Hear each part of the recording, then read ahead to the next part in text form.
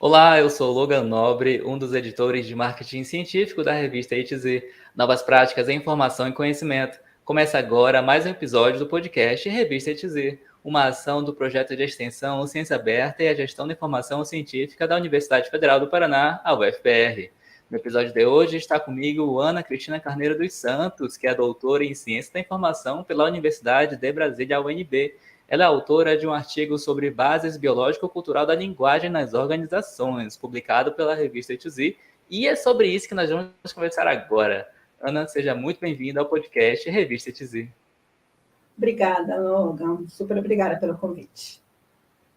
Ana, se apresenta aí para o nosso público te conhecer, diz quem você é, de onde você veio, onde você está hoje, o que você estudou, o que você trabalha, enfim, esse é o seu momento de brilhar. Então, Logan, eu sou de Goiânia, mas eu mudei para Brasília já há muito tempo. Vim para Brasília para fazer uma pós-graduação. Eu vim da área de TI, minha graduação foi na área de tecnologia da informação, porém eu sempre tive um pé na área de educação, até porque na minha infância e na minha adolescência era muito envolvida com trabalhos voluntários em comunidades assim menos assistidas e tal. E acabava fazendo um trabalho que envolvia grupos, que envolvia equipes, né? Às vezes com meninos de rua e tal. Então, tinha todo um processo de planejar as coisas, combinar, fazer com as crianças, com os adolescentes, depois avaliar o resultado, aí fazer de novo, sabe? Então, isso fez muito parte da minha adolescência. E eu estou falando isso porque isso faz parte, isso constitui o meu ser. E aí, quando eu fiz faculdade na área de TI, mas, paralelo a isso, eu dava aula no Senac, em Goiânia. Depois me mudei para Brasília, fui fazendo pós, e aí eu fui migrando para a área de gestão de projetos de TI. E eu percebia que eu estava mais por ali. Aí eu fiz uma pós em educação, fiz uma pós em planejamento também de sistemas e tal. E comecei a trabalhar muito nessa coisa de projetos, primeiro projetos de TI, depois fui para outros tipos de projetos que vão além de TI, que normalmente também envolvem uma parte de tecnologia da informação. E aí, de gestor, assim, gerente de projeto e tal, eu passei a dar consultoria nos projetos. E aí me certifiquei, né, como profissional de gestão de projetos, que é a certificação PMP, do Instituto de Gestão de Projetos, o PMI. Nesse processo todo de caminhada, nessa coisa de consultoria para gerentes de projetos, aqui em Brasília você respira órgãos públicos, então eu já trabalhava muito para órgãos públicos, né? Aí eu comecei a sentir muita necessidade de investigar o que se passava por detrás do comportamento das equipes. E aí eu fui migrando, aí fui fazendo o mestrado, e o doutorado tem a ver com isso também. Não sei se eu respondi a sua pergunta ou se você acha legal explicar um pouquinho mais sobre isso. Respondeu sim, está muito bem explicado. Muito legal a sua trajetória. E me conta aí de onde que surgiu a ideia de fazer esse artigo, né? Que pelo que você falou da sua trajetória é bastante do que você viveu, do que você vive, né? No seu dia a dia enquanto profissional. E assim, conta pra gente, quando foi que deu esse estalo, assim, vou fazer um artigo e pá, fiz. Como é que foi esse processo da ideia até a concepção real e escrever? O artigo, ele está muito costurado com a minha pesquisa de doutorado. E a minha pesquisa de doutorado tem muito a ver com isso que eu acabei de falar. Porque lá no meu mestrado, eu trabalhei avaliação e constituição de equipes de alto desempenho. Porque eu queria entender o que se passava por detrás do comportamento das equipes para as quais eu dava consultoria. E também eu sempre tive o pé na sala de aula, estava sempre dando aula e tal, então eu queria entender o que se passava ali, por trás dos grupos. No doutorado, eu quis aprofundar o que eu trabalhei no mestrado. Então, o artigo, ele tem totalmente a ver com isso, que é assim, as organizações, os grupos, as empresas funcionam em rede. Essas redes, tanto no nível mais micro como no nível mais macro, elas estão o tempo todo articulando ações, fazendo compromissos e gerando resultados. Seja lá o que a sua organização faz, ela faz em rede. Isso envolve as áreas, as pessoas e as variáveis internas e externas. Não dá para falar, a minha organização vive só aqui nesse nicho, nesse prédio, nesse grupo e tal. Então, tudo que a gente faz se relacionando. E aí, eu vinha já há alguns anos com uma certa inquietação, e na tese eu mergulhei em cima disso, e o artigo trata disso, passa por aí, né, que é assim, por que as empresas, elas muitas vezes têm pessoas, recursos, têm processos, têm tecnologias, claro que as empresas têm suas dificuldades, mas estou falando assim, na minha experiência, muitas vezes você se depara com essa situação também, onde você tem, né, tem as leis, tem as regras, tem as pessoas, tem os conhecimentos, tem as competências, e mesmo assim não consegue dar resultado. O artigo nasceu disso, o que faz esses grupos, o que motiva a eles articularem ações de forma que aquilo funcione, dê certo, gere resultados tanto para a organização quanto para a própria equipe, e o que não faz. Esse start assim, de buscar isso, que me fez aprofundar a respeito do comportamento humano, do que acontece nos ambientes, nos nichos, nas organizações. E aí eu fui chegando em autores, estudiosos, como Humberto Maturana, que é o principal aqui no artigo, né, que trata disso, como se constituiu o ser humano, de como o homem foi evoluindo, né, de como ele convive, de como acontece o processo de aprendizado, que tem a ver com fazer diferente, né, de gerar coisas novas. Então, eu senti a necessidade de buscar em espaços mais profundos, assim, o que se passava por detrás desses grupos, para conseguir entender um pouco do que acontece e do que pode ser feito para essas equipes ter resultados melhores. Nossa, legal, complexo, interessante. Você percebeu uma situação, né, um problema, foi a fundo naquilo para resolver e usou o aparato da academia, né, um mestrado, um doutorado, um artigo. Pelo que eu vi do seu Lattes e pelo que você falou agora, a impressão assim, é que tudo que você estudou foi uma coisa assim, prática, né, assim, muito, muito tátil, para resolver realmente coisas nas organizações, né? Foi, Logan. E assim, eu sempre gostei de juntar a teoria com a prática. Né? A primeira pós que eu fiz, uma pós que foi em educação, o título era Currículo, Teoria e Prática. Então, como professora, eu gosto muito de trabalhar isso, teoria e prática.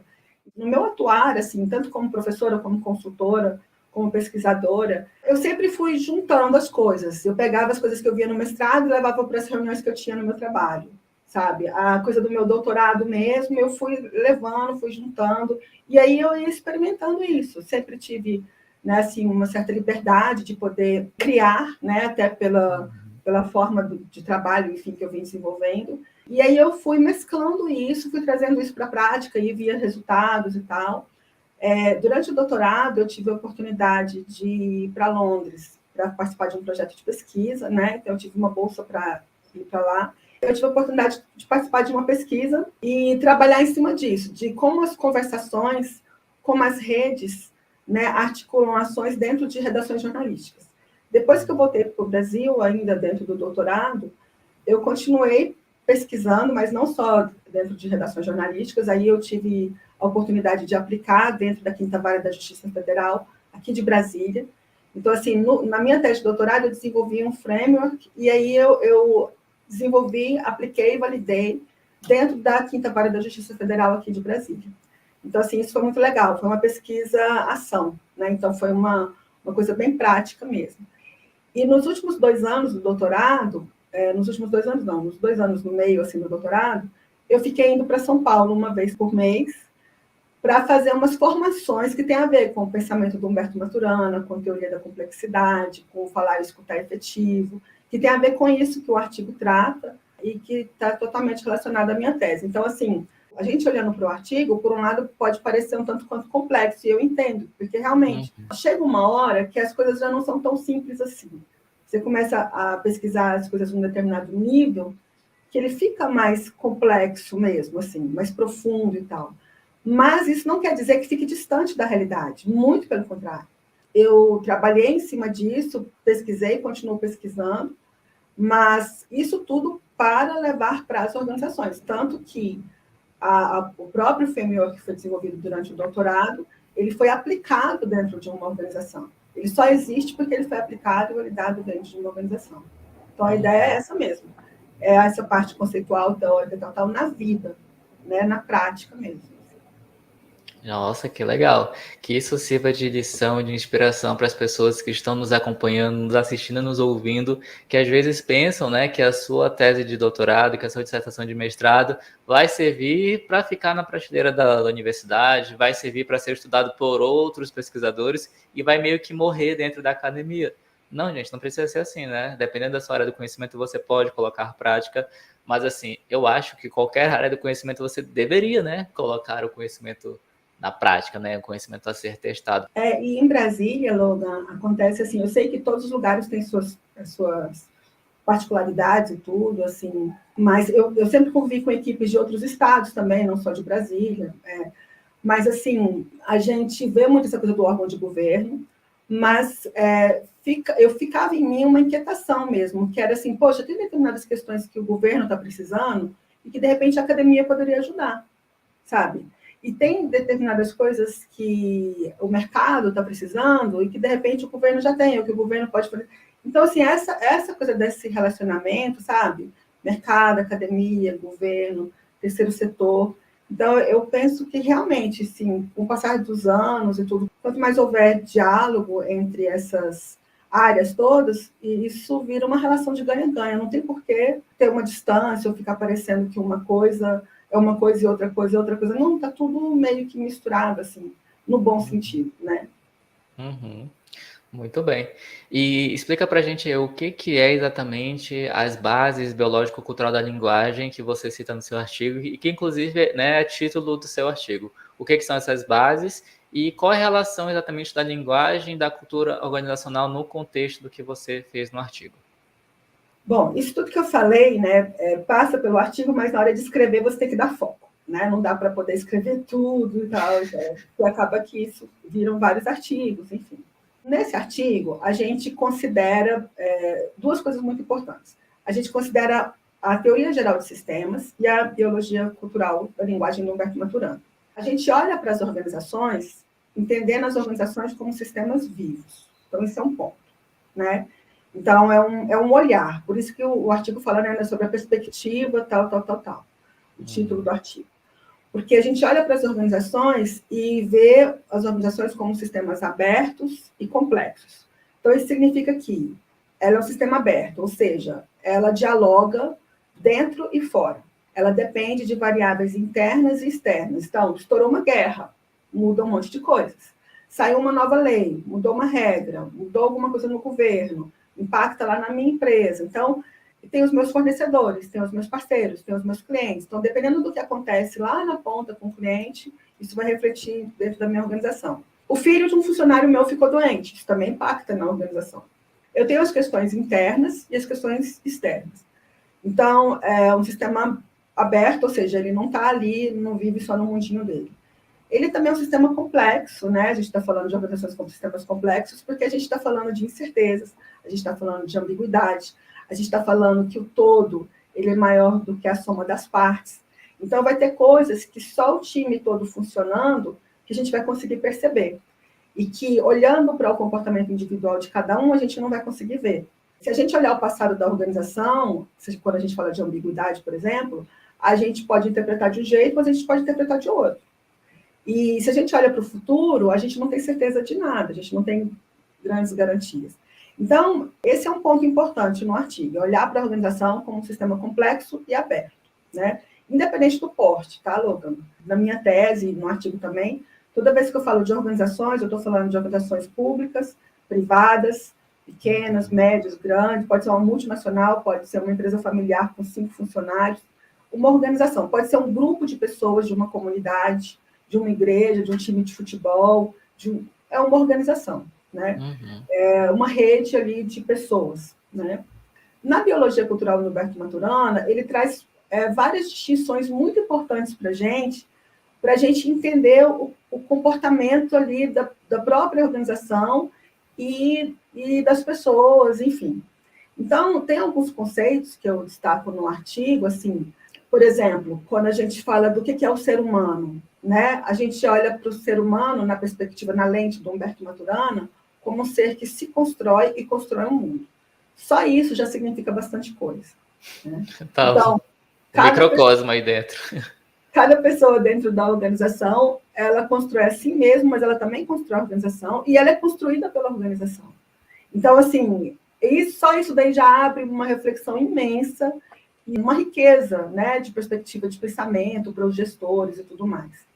Dentro dessa linha, por exemplo, a gente olha para o ser humano como um observador, como um ser que tem a sua história, que tem a sua linguagem, a sua cultura, a sua biologia, sabe, a sua linguagem. E esse observador, ele vai enxergar o mundo, vai perceber o mundo e vai sentir o mundo de acordo com o observador que ele é naquele momento. Então, assim, dentro de uma equipe, de uma organização, se um fala e o outro escuta, a gente não pode ignorar que cada um é um observador diferente. Porque o que eu estou falando vai depender, assim, se eu estou falando para um grupo de 10 pessoas, eu sou um gestor de uma organização e tal, eu estou falando para um grupo de 10 pessoas na minha equipe. Aquela história, né? Assim, uma coisa é o que eu falo, outra coisa é o que eu quis dizer, outra coisa é o que o outro entendeu. Então, assim, o que eu falei vai ser legitimado à medida que aquilo é escutado. Depende de quem escuta. Então, eu não posso, na minha fala, ignorar quem escuta. E não posso ignorar que esse ser que escuta é um observador singular da realidade. Ele é uma pessoa que tem a sua história, tal, tal, tal. Então, o Humberto Maturana, ele traz uma série de distinções, né? Por exemplo, o nicho organização. Eu sou uma pessoa que trabalha na organização. Então, para mim, eu sou um organismo aqui, um ser humano, e a organização é um nicho. Mas, ao mesmo tempo, eu, junto com a organização, somos um nicho também. Entende? Assim, então, estamos eu e você aqui nesse podcast, onde existe eu e existe você com toda essa plataforma. Eu estou num nicho. Mas, ao mesmo tempo, para você, eu sou nicho, porque eu faço parte desse conjunto de coisas com as quais você está se relacionando agora. Então, assim, isso tem a ver com... aquele nicho, ele é permeado por um contexto, por uma situação. Quer dizer, nós somos seres históricos, né? A gente está vendo aí agora na guerra que está acontecendo, uma das, né? Mas, enfim, que é muito difícil entender qualquer coisa a respeito dessa guerra se a gente não olhar a história. Então, tem todo um processo, né? Assim, o momento que a gente está vivendo agora, a linguagem do mundo atual, né? As interpretações, os filtros que são utilizados e tal.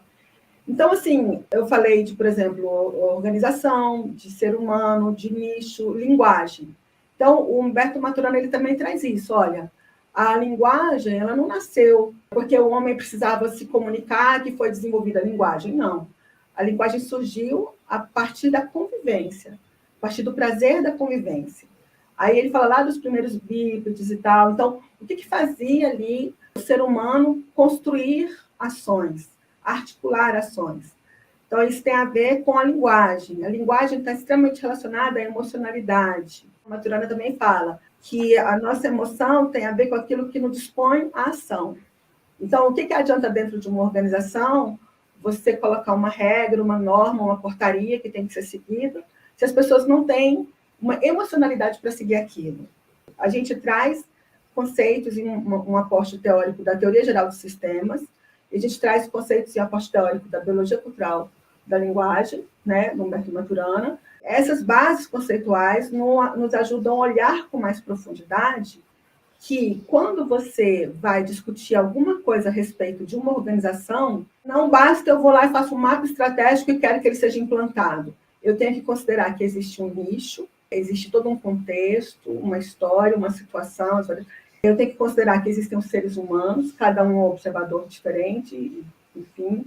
Eu tenho que considerar que existe a linguagem, e é por meio da linguagem que a gente constrói a vida, né? Que a gente articula ações e gera resultados.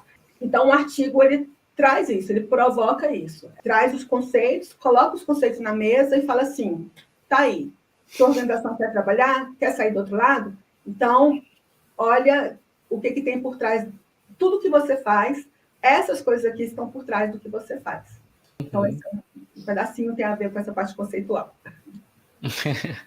Bastante coisa. Gente, se vocês lerem o artigo, vocês vão perceber exatamente isso que a Ana falou agora. Meio que te provoca, né, a questionar aquilo que você faz. São muitos conceitos e profundos, né? Mas é bem bacana. Eu recomendo a leitura desse artigo. E falando nele, Ana, quando você terminou, você finalizou, você concluiu, você refletiu sobre o seu artigo. Como que você se sentiu, além de ter aquela sensação de, ufa, acabei, deixa eu entregar aqui, deixa eu submeter logo, senão eu vou continuar mexendo, porque a gente sempre, né, sempre tem esse sentimento. Mas quando você terminou, como que você se sentiu? O que que você achou da conclusão que você chegou? A sensação é que a gente nunca termina, né? Se você não tomar cuidado, você nunca termina. Então, assim, é um exercício muito grande para o pessoal que é mais da área acadêmica, ou o pessoal que desse caminho de publicações e tal, né? É um desafio e, ao mesmo tempo, precisa de foco, sabe? De uma certa estratégia para você virar e falar assim, não, eu vou fazer certos recortes. Então, eu vou recortar aqui, vou tratar disso, aquilo, pro outro, né? Então, assim, a minha sensação era de que, ao mesmo tempo, esse assunto está relacionado com muitas outras coisas e que aqui agora não é o lugar de falar. Então, assim, você não vai em 20 páginas, 15 páginas, explorar coisas que precisaria de 100 páginas, né? Então, é essa coisa de fazer esse recorte. A minha sensação também foi muito boa, no sentido, assim, de que eu sei que tem consistência, sabe? Eu sei que isso tem uma consistência teórica e uma consistência prática. Eu respeito muito os autores, os pensadores que vieram antes de nós ou que estão aí ainda hoje e que tem toda uma quilometragem para dar para a gente o que eles nos deram. Então, poder utilizar isso, né? A gente poder se aproveitar. A gente vive numa época muito legal nesse sentido, né? Assim, é muito, muito rico. O acesso a esse tipo de coisa que há poucos anos atrás, né, você precisava, era muito mais difícil você ter acesso a determinados textos, né? Eu mesmo, na própria biblioteca da UNB, livros que eu comprei, mas, assim, outros que eu acessava e lia digitalmente, sabe? Assim, diretamente da biblioteca, ou pela CAPES, ou por tantas outras bases, né? Artigos e tudo. Então, eu terminei com uma sensação, assim, de, poxa, isso tem consistência, tanto do ponto de vista teórico, quanto do ponto de vista prático, quando eu olho para as organizações assim, e na minha tese, isso daqui é uma parte do framework que eu entreguei, né? Então, o artigo ele trata de uma parte conceitual que ajuda a sustentar um framework que eu desenvolvi durante o doutorado e que foi aplicado, né, dentro de uma organização e que hoje em dia eu levo para outras organizações. Então, a sensação que eu tive foi essa, assim, de consistência e de que, nossa, tem muita coisa pela frente para ser feita, sabe? Que legal. E se você pudesse indicar algum novo rumo para sua pesquisa, para o seu artigo continuar, seja na sua mão ou na mão de uma outra pessoa, que rumo seria esse? Eu penso que, bom, aí eu vou voltar à história do framework. No meu doutorado, desenvolvi uma estrutura de implantação e sustentação de um modelo de aprendizagem organizacional contínua, que é justamente uma forma de você investir no potencial das pessoas e das relações. Porque, como eu falei, e o artigo traz os conceitos disso, assim, tudo que as equipes fazem, então, se uma organização quer desdobrar a estratégia dela e operacionalizar isso, colocar isso em prática, né, isso é feito por meio da forma como as pessoas articulam ações, por meio da forma como as pessoas fazem compromissos e cumprem compromissos. Então, vai gerir um processo, vai gerir um projeto, vai executar tal ação. Então, o tempo todo as pessoas estão articulando ações. E elas fazem isso se relacionando. No doutorado, eu trabalhei um framework, essa estrutura que implanta e sustenta um modelo de aprendizagem organizacional contínua. Contínua porque isso não para, e é organizacional, mas passa pelo indivíduo. E esse modelo, no meu site, dá para ver um pouco a respeito disso. Na minha tese de doutorado está tudo lá. Tem 2 livros que eu vou publicar, que estão para, provavelmente, esse ano ainda. Um com a parte conceitual e um com a parte prática do modelo. E esse modelo, né, essa estrutura que é implantada ali, ela é alimentada por esse aporte conceitual, né, que explica, que orienta isso. Olha, o que é linguagem, o que é humano, o que é um nicho, o que são as relações, como as pessoas afetam e são afetadas e tudo mais. Então, ao rodar essa estrutura, sempre que você roda o modelo igual eu apliquei na 5ª Vara da Justiça Federal aqui em Brasília, quando você roda toda a estrutura, você faz um diagnóstico, você analisa as informações, você põe estratégias para a organização, tudo a partir desse framework. Ao rodar aquilo, a gente aprende mais a respeito, não só do que foi levado para a organização, que tem a ver com esse aporte conceitual que eu estou falando, mas aprende a respeito da execução ali da estrutura como um todo. Então, o que eu estou querendo dizer é que, como próximos passos, passa por isso. Passa por usar isso e avaliar isso, melhorar isso. Então, assim, o artigo ele não foi feito para ficar engavetado. Ele foi feito porque ele dá base para toda uma reflexão que está no modelo e que pode, independente desse framework, ser utilizada por qualquer gestor, qualquer pessoa que tem interesse nesse tipo de assunto, né, das redes organizacionais. À medida que você vai lá e roda esse framework, essa estrutura dentro das organizações, e roda de novo, a gente vai aprendendo e vai melhorando essa própria estrutura. Até por isso que eu falei da publicação dos 2 livros, um da parte conceitual e um da parte prática. Porque a ideia é disseminar isso, Logan. É que as pessoas possam acessar, possam aplicar nas organizações e possam melhorar. Né? Então, quando elas aplicam esse framework dentro das organizações, elas estão aplicando o que está aqui nesse artigo, né? Dentro das organizações. Não sei se deu para entender assim um pouquinho. Deu sim. Inclusive, tu já adiantou, olha aí a conexão, tu já adiantou a resposta de outra pergunta que eu ia fazer, que seria para perguntar realmente se a parte prática do seu artigo e da sua tese também, né, que está tudo muito, muito unido, seria de fato esse framework, se ele está disponível, se as pessoas podem pesquisar. E você falou que parte daí está na tese, as pessoas também podem consultar no seu site. Qual que é o endereço do seu site? Meu site é o anacarneiro.com, anacarneiro.com. Eu tenho um portfólio, né? Tenho 2 portfólios. Um que fala praticamente do que a gente chama de EMEC, que é essa estrutura de implantação desse modelo de aprendizagem emocional contínua. Mas no site eu falo disso de uma maneira bem simplificada, assim, só para falar que existe isso. Mas na tese, e a tese está aberta, tá, Logan? Quem quiser entrar, é acesso aberto.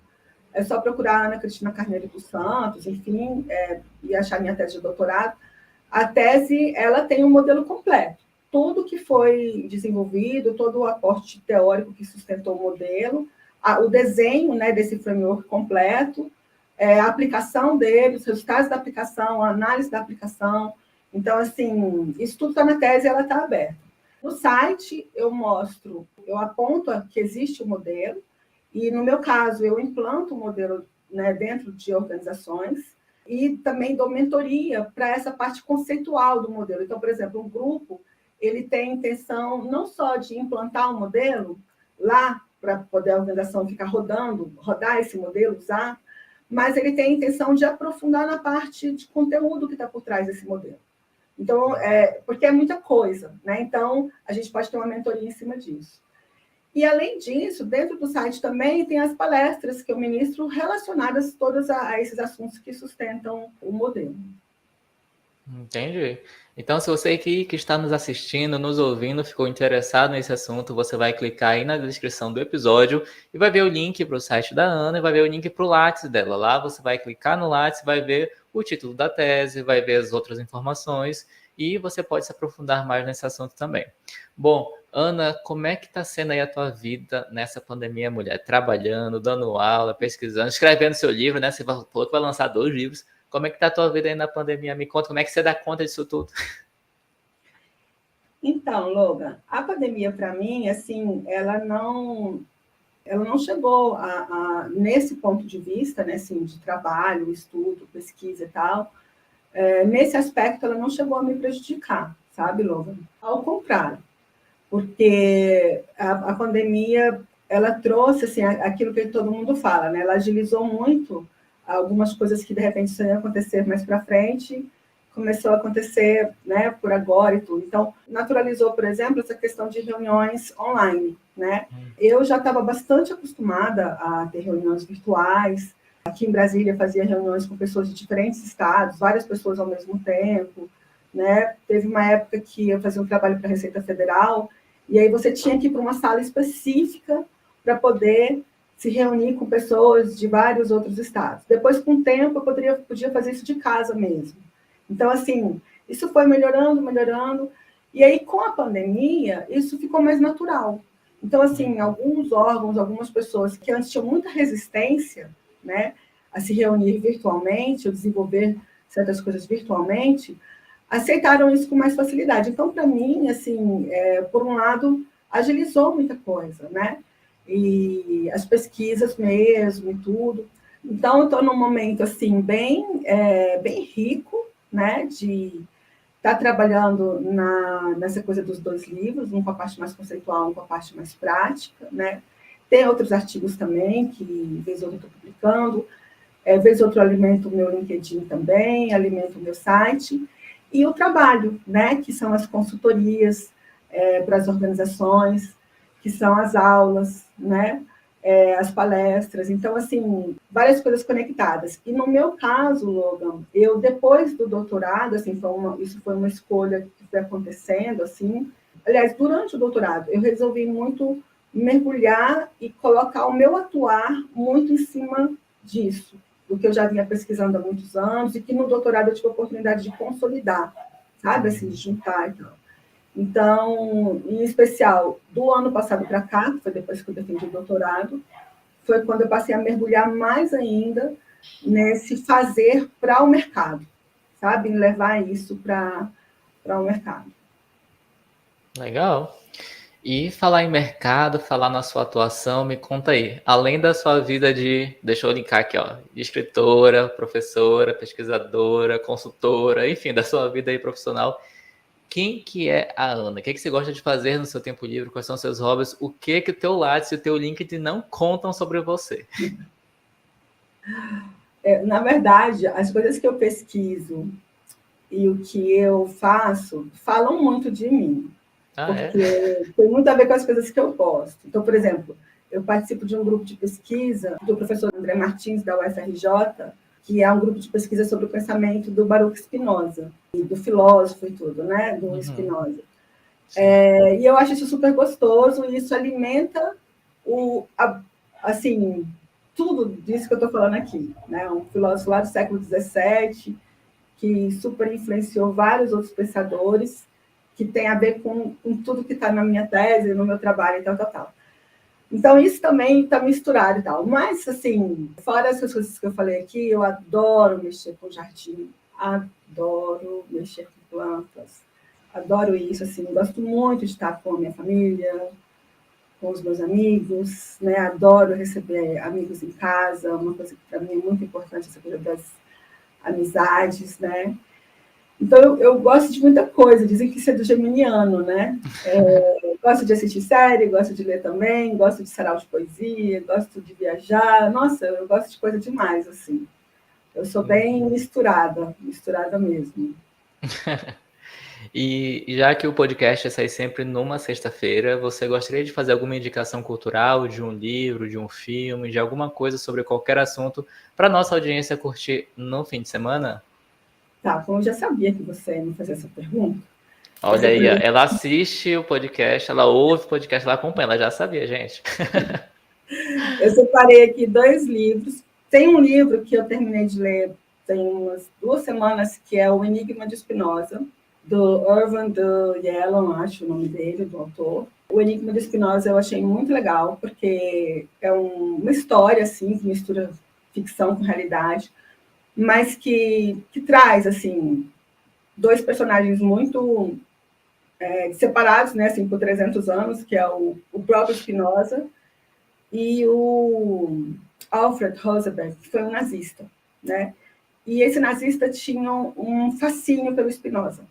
Então, é um livro bem interessante, porque ele mostra um pouco a história, assim, dos dois, né, assim, mesmo separado por séculos diferentes, e para quem tem interesse em se interar um pouco desses assuntos que eu trato no próprio artigo, né, o Spinoza é muito, assim, a base, a fonte, sabe, assim, de tudo isso. É uma das fontes mais importantes. E aí esse livro é um livro gostoso de ler. O outro livro foi esse de Cartas a Spinoza, da Anísia da Silveira. Ela escreve 7 cartas para ele, né, assim, só que ela agora, no século XX, e ele lá no século XVII, então ela escreve cartas para ele falando das coisas que ela concorda, do que ela discorda, enfim, é um livro gostoso. E para quem também se interessa por esse tipo de conteúdo, é legal porque dá para você ver alguns conceitos básicos também do Spinoza. E tem um outro livro que eu não consigo, me veio muito, ele está sempre na minha cabeça, que é um livro mais gostoso, assim, é Memórias Póstumas de Brás Cubas, que é um livro que aí vai, não está falando do Spinoza, né? Mas que eu acho uma delícia, que põe a gente em outro lugar, assim, sabe? Que é uma pessoa que já morreu, que escreve a sua própria... É um autor defunto, né? Machado de Assis. Assim, maravilhoso. Então, eu super indico esses 3 livros, assim. Muito bem, então as indicações da Ana, as 3 estarão aí na descrição do episódio.